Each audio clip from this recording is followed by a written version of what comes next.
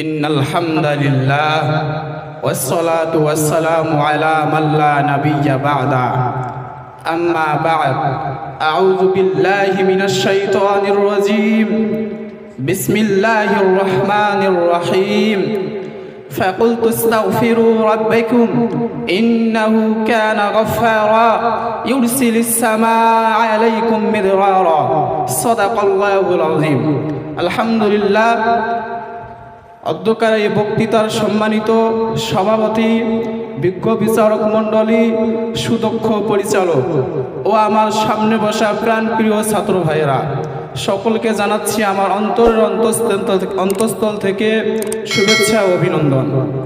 মোহতারাম হাজিরিন, আজকে আমার আলোচনার বিষয় হলো দোয়ার গুরুত্ব ও ফজিলত সম্পর্কে।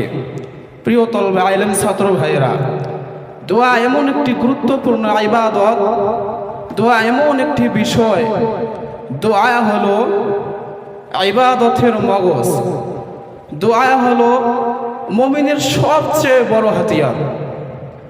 যুগে যুগে যুগে যুগে মানুষ আল্লাহ সুবহানাহু ওয়া তাআলার দয়া ও সাহায্য লাভ করেছেন দোয়ার মাধ্যমে।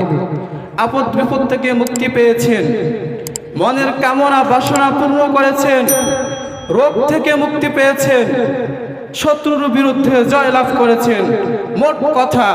মোট কথা সব সমস্যার সমাধান তারা দোয়ার মাধ্যমে করেছেন। মুহতারাম হাজিরিন, দোয়া একটি এমন গুরুত্বপূর্ণ ইবাদত, দোয়া এমন একটি গুরুত্বপূর্ণ ইবাদত যা অতীতের সকল মানুষ করে গেছেন। দোয়া করেছেন পয়গম্বর আদম আলাইহিস সালাতু ওয়াস সালাম, দোয়া করেছেন পয়গম্বর নূহ আলাইহিস সালাতু ওয়াস সালাম, দোয়া করেছেন পয়গম্বর শুআইব আলাইহিস সালাতু ওয়াস সালাম, দোয়া করেছেন পয়গম্বর মূসা আলাইহিস সালাতু ওয়াস সালাম, দোয়া করেছেন পয়গম্বর ইব্রাহিম আলাইহিস সালাতু ওয়াস সালাম, দোয়া করেছেন পয়গম্বর সালেহ আলাইহিস সালাতু ওয়াস সালাম, দোয়া করেছেন পয়গম্বর ইউসুফ আলাইহিস সালাতু ওয়াস সালাম, দোয়া করেছেন পয়গম্বর ঈসা আলাইহিস সালাতু ওয়াস সালাম। এমনকি আমাদের নবী, বিশ্ব নবী, সর্বশেষ ও শ্রেষ্ঠ নবী হযরত মুহাম্মদ সাল্লাল্লাহু আলাইহি ওয়াসাল্লাম সব থেকে সবচেয়ে বেশি দোয়া করেছেন। মুহতারাম হাজিরিন, আল্লাহ সুবহানাহু ওয়া তাআলা তার সকল বান্দার দোয়া কবুল করেছেন, তার সকল বান্দার দোয়াই কবুল করেছেন। এখনো তো সে আল্লাহই আছেন, আল্লাহ তো চিরজীব, তিনি ছিলেন, এখনো আছেন এবং তিনিই থাকবেন। কোরআনের মধ্যে ইরশাদ হচ্ছে ওয়াল হাইয়্যু লা ইলাহা ইল্লা হুয়া ফাদউহু মুখলিসিনা লাহুদ্দিন আলহামদুলিল্লাহি রাব্বিল আলামিন।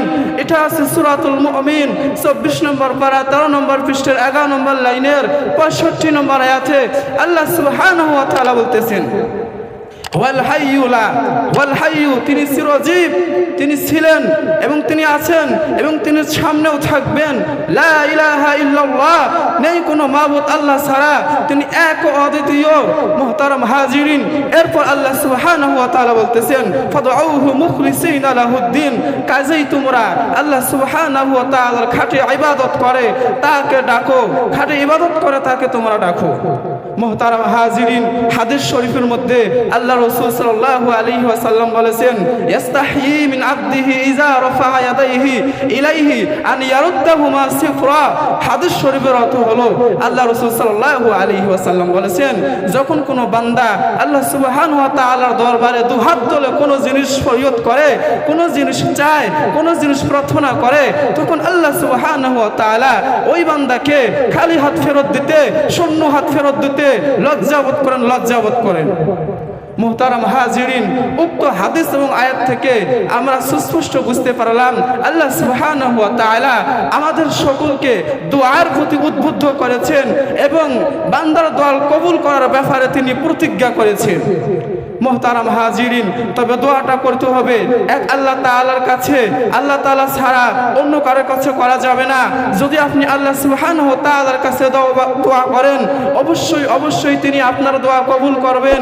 কিন্তু দুঃখজনক হলো সত্য হয়ে যে বর্তমান মানুষ আল্লাহ তাআলার কাছে যে পরিমাণ চায় তার থেকে শত কোটি গুণ বেশি পরিমাণ অন্যর কাছে চায়, গায়রুল্লাহর কাছে চায়। তার বাস্তব চূড়ান্ত প্রমাণ হলো চট্টগ্রাম গেলে আমরা সবাই দেখতে পারি, বিশেষ করে আমরা যারা নানুপুর মাদ্রাসায় পড়াশোনা করেছি, নানুপুর মাদ্রাসার পাশে মাইজ ভান্ডারি আছে, এই মাইজ ভান্ডারি গেলে লক্ষ্য করা যায় যুবক যুবতী সবে মাত্র কেবলমাত্র বিয়ে হয়েছে, এখনো বাসর ঘরে যায়নি। এই যুবক নতুন বউকে নিয়ে পীরের দরবারে যায়, একটা ঘরের মধ্যে পীরের কাছে যুবক বাইরে থাকে আর স্ত্রীকে ভিতরে ঢুকে দেয়। একটা রুমের মধ্যে একজন পুরুষ আর একজন নারী কি করে, তা তাহাজ্জুদ পড়ে না, নফল নামাজ পড়ে, আল্লাহু আ'লাম। কিন্তু দুঃখজনক হলো সত্য এই যে এই পুরুষ তার স্ত্রীকে পীরের দরবারে নিয়ে গেছে, কারণ হলো একটাই, পীরের কাছে উনি যেন সুখের সংসার করে খেতে পারে, এই আবদার, এই যে এই দোয়া নেওয়ার জন্য, এই জিনিসটা চাওয়ার জন্য পীরের কাছে গিয়েছে। সেমে একইভাবে বড় অদ্ভুত ব্যাপার সেপার বাইরে এসে দেখা যায় সবে মাত্র 18 থেকে 22 বছরের যুবক পীরের পায়ে মরা পীরের কবরের পাশে শুয়ে শুয়ে পীরের দরবারে এমন কিছু জিনিস কান্নাকাটি করে যাচ্ছে যা দেখলে সত্যই অবাক এবং আশ্চর্যজনক হওয়া লাগে। মুহতারাম হাজিরিন, কিন্তু আমরা যদি গায়রুল্লাহর কাছে না আসি, আল্লাহ সুবহানাহু ওয়া তাআলার কাছে চাই, অবশ্যই অবশ্যই আল্লাহ সুবহানাহু ওয়া তাআলা আমাদেরকে দিবেন।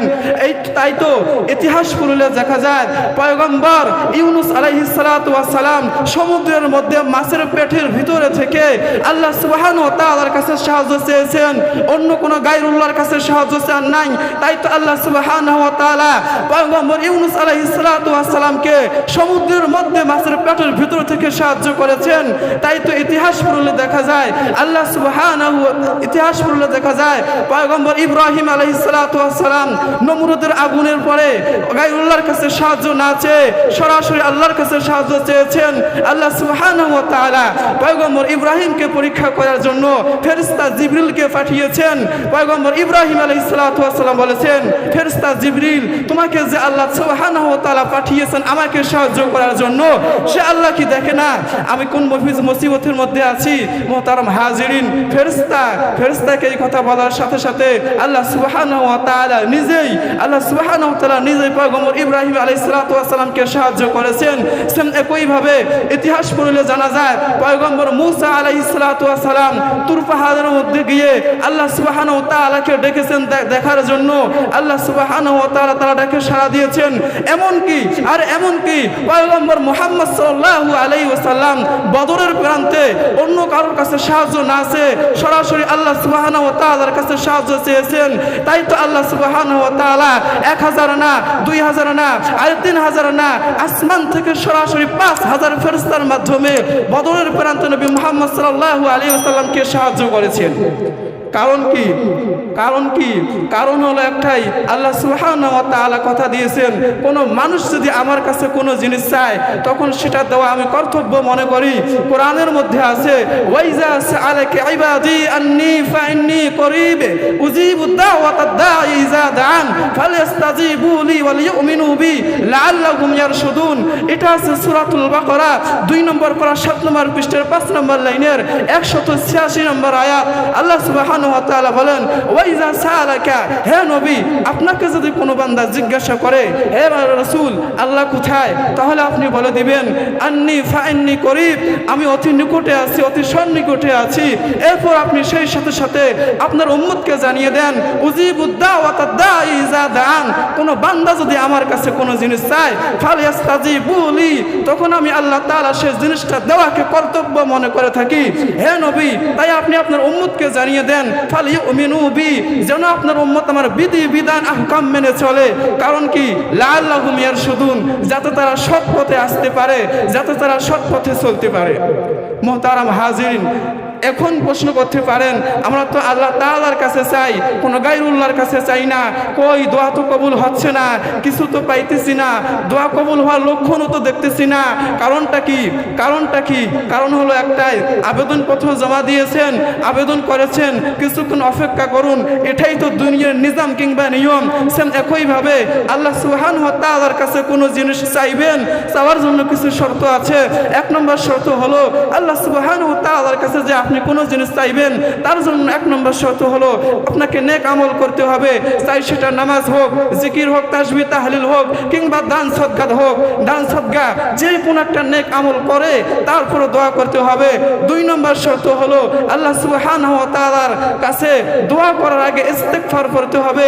ইস্তিগফার সম্পর্কে আল্লাহ সুবহানাহু ওয়া তাআলা কোরআনে বলেন, ফাকুল তাস্তাগফিরু রাব্বাকুম ইন্নাহু কানা গফফারা ওয়া ইরসিলুস সামাআ আলাইকুম মিদরারা ওয়া ইমদিদু বিআমওয়ালিন ওয়া বানিনা ওয়া ইয়াজআল লাকুম জান্নাতিন ওয়া ইয়াজআল লাকুম আনহারা মা লাকুম লা তারজুনা লিল্লাহি ক্বারা। এটা হচ্ছে সূরাতুন নূহ 29 নম্বর পারার 11 নম্বর পৃষ্ঠার 8 নম্বর লাইনের 10, 11, 12 নম্বর আয়াতে আল্লাহ সুবহানাহু ওয়া তাআলা বলতেছেন, আল্লাহ সুবহানাহু ওয়া তাআলা বলতেছেন, ফাকুল তাস্তাগফিরু রাব্বাকুম, তোমরা তোমার রবের কাছে তোমার রবের কাছে ক্ষমা প্রার্থনা করো। কারণ কি?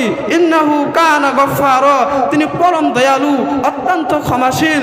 এ বান্দা, তুমি যদি আমি আল্লাহ তাআলার কাছে ক্ষমা চাইতে পারো, তুমি যদি আমি আল্লাহ তাআলাকে ডাকো, ইউরসিলিস সামাআ আলাইকুম মিদরারা, তাহলে আমি আল্লাহ তাআলা তোমাদের জন্য আসমান থেকে বৃষ্টি বর্ষণ করব, আসমান থেকে বৃষ্টি বর্ষণ করব। হে বান্দা, তুমি যদি আমি আল্লাহ তাআলাকে ডাকো, আমি আল্লাহ তাআলার কাছে ক্ষমা প্রার্থনা করো, শুধু তোকে বৃষ্টি দিয়ে আমি ক্ষান্ত থাকবো না, তোকে বৃষ্টি দিয়ে আমি দমে থাকবো না, তোকে বৃষ্টি দিয়ে আমি বসে থাকবো না, সেই সাথে সাথে ওয়াইমদিদুকুম বিআমওয়ালি ওয়া বানিনা, তোকে নেক সন্তান এবং ধন সম্পদ বাড়িয়ে দেব। হে বান্দা, তুমি যদি আমি আল্লাহ তাআলাকে ডাকো, আমার আল্লাহ তাআলার কাছে ক্ষমা প্রার্থনা করো, তোকে নেক সন্তান এবং ধন সম্পদ বৃদ্ধি করে দিয়ে বসে থাকবো না, সেই সাথে ওয়াজআল লাকুম জান্নাত, তোর জন্য একটি জান্নাত বানিয়ে রাখবো, তোর জন্য একটি জান্নাত বানিয়ে রাখবো। হে বান্দা, তুমি যদি আমি আল্লাহ তাআলাকে ডাকার পর, আমি আল্লাহ তাআলার কাছে ক্ষমা চাওয়ার পর আমি আল্লাহ তাআলাকে ডাকো, তোকে আমি নেক সন্তান, তোকে আমি জান্নাত দিয়ে বসে থাকবো না, সেই সাথে ওয়াজআল লাকুম আনহারা, তোর জন্য এমন একটি জান্নাত বানিয়ে রাখবো যে জান্নাতের মধ্যে থাকবে মধুর নহর, তোর জন্য এমন একটি জান্নাত বানিয়ে রাখবো যে জান্নাতের মধ্যে থাকবে মধুর নহর, তোর জন্য এমন একটি জান্নাত বানিয়ে রাখবো যে জান্নাতের মধ্যে থাকবে শরবতের নহর। মুহতারাম হাজিরিন, এত কিছু সুসংবাদ দিবার পর আল্লাহ সুবহানাহু ওয়া তাআলা কোরআনের মধ্যে আবার বলতেছেন, মা লাকুম লা তারজুনা লিল্লাহি ক্বারা, হে বান্দা তোমার কি হলো, হে বান্দা তোমার কি হলো, তারপরও কি, তবুও কি তুমি আমি আল্লাহ তাআলার কাছে কিছু চাইবে না?